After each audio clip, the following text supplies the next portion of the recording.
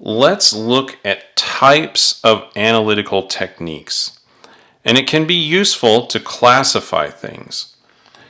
And there are two broad categories of analytical techniques. There are techniques that look at the total amount of analyte in a sample, and we call these total analysis techniques.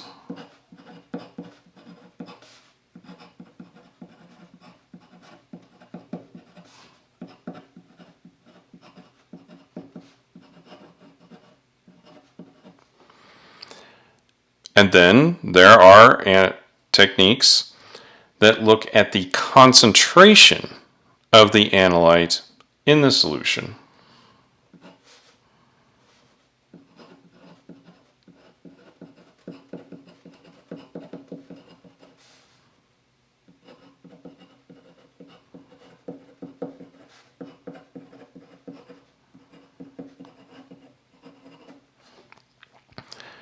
So broadly speaking, we can divide analytical chemistry techniques into these two categories: total analysis and concentration.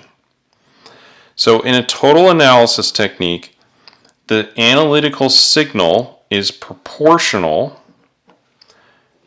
to the amount of analyte in the sample. So here's the signal, the analytical signal. And then there is a proportionality constant that is related to the analyte, and then total amount, such as moles or grams or a volume of our analyte. Concentration analysis techniques are very similar. They have a similar formula.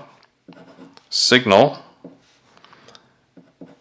and it is proportional, related to the analyte, but now it's proportional to the concentration of the analyte. So very similar formulas, but we are measuring different things. So let's look at some examples of what are total analysis techniques. Some examples would be gravimetric analysis. So a process where we are weighing our analyte.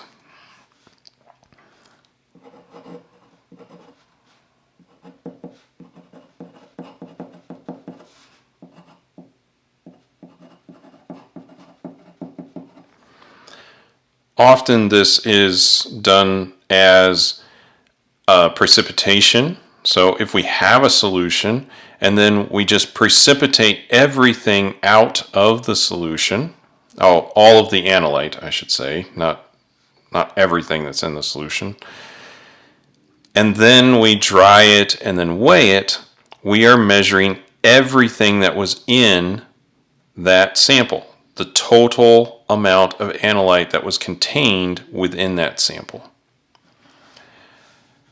Another common total analysis technique is measuring the volume.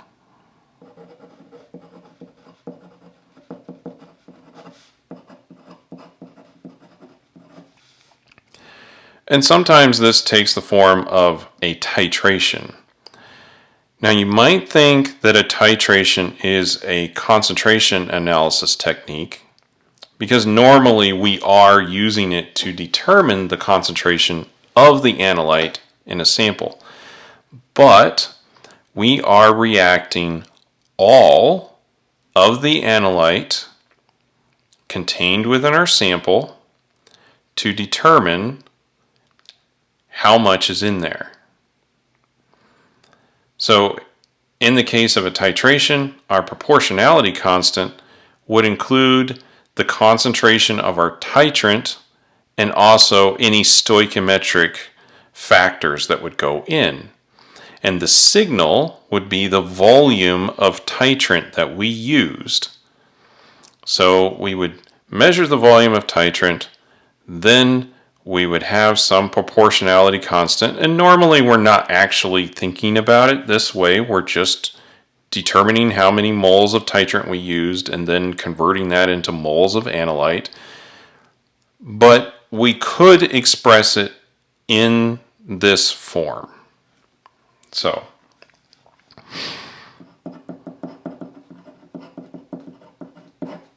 it's a titration.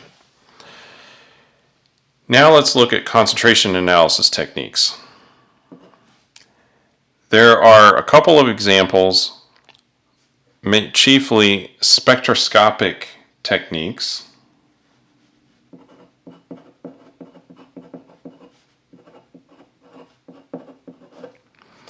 And also electrochemical.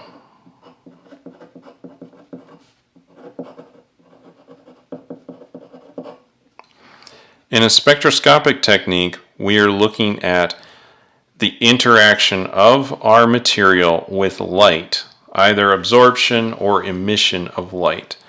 And that absorption or emission of light is proportional to the concentration of the analyte contained within that sample.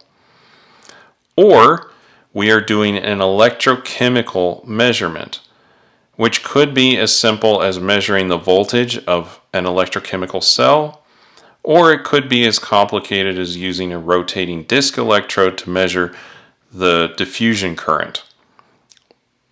In either of those cases, we are measuring the concentration of this sample, and we are not measuring all of the sample at the same time.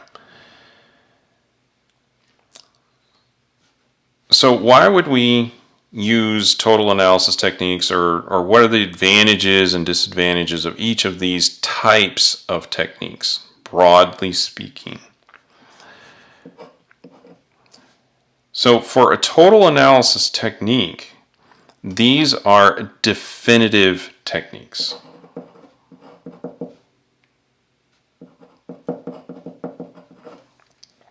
Or another way of saying that is they're used to verify other methods.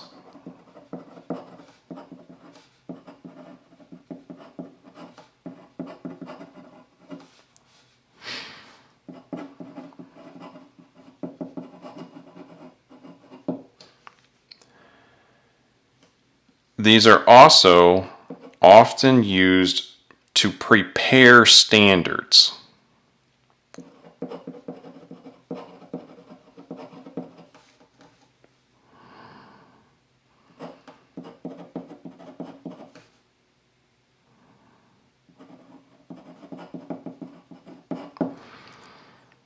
So you might think, well, I have this spectroscopy technique, but how did you make the standard curve for that spectroscopy technique? Well, you probably weighed out an amount of the substance that you're trying to measure and then diluted it to a particular volume and then made a standard from it. Well, weighing out even a pure substance is a form of gravimetric analysis. That is a definitive method. Another way to think of this is we can see or hold what we're measuring. And we can look, as long as we have a purified sample, then we can measure it using the total analysis technique, and it will be the most accurate way to do it. And we can verify that that technique has worked. And so that is why they're definitive. If you purchase a standard or you look at how any National Institute of Standards and Technology is measuring something, NIST, they are using definitive techniques to verify the standards. So with all of those advantages, you might think, well, these are great.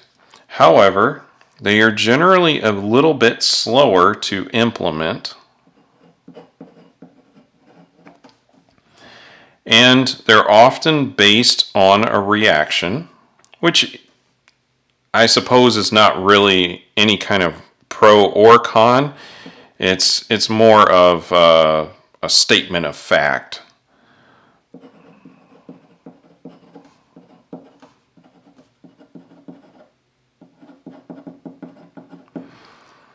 So we could be doing a precipitation and then isolating our compound, and then that is based on a reaction, or a titration is certainly based on a reaction.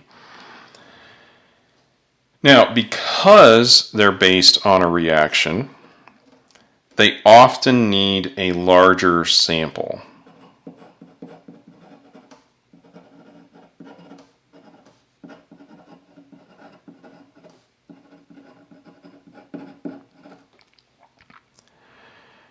We may need a larger sample because our balance can only go down so far, down into the milligrams, and once it gets down to there, we'll need more sample in order to measure it.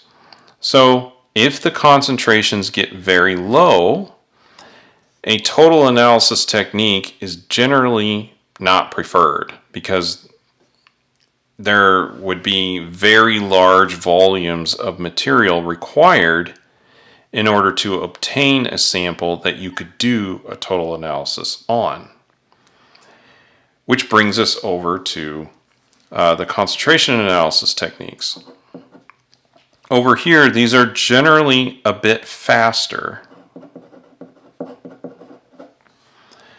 and they use smaller quantities.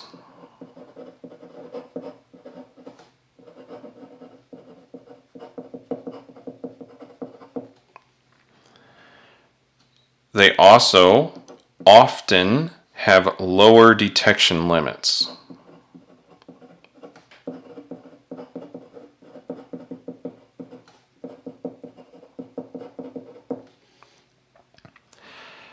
But they tend to be a bit more expensive.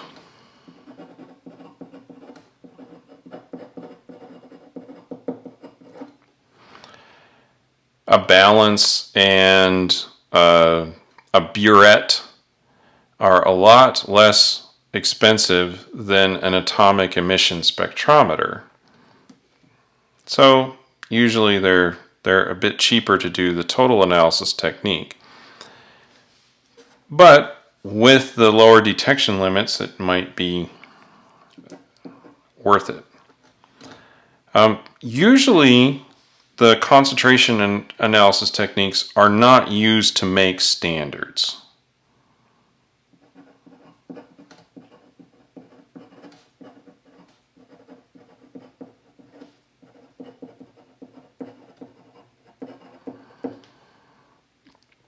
Generally speaking, a total analysis technique is used to make the standard that then you may use in a concentration analysis technique.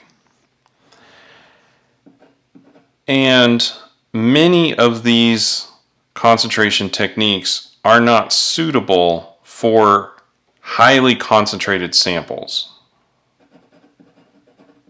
Not all of them, but a lot of them.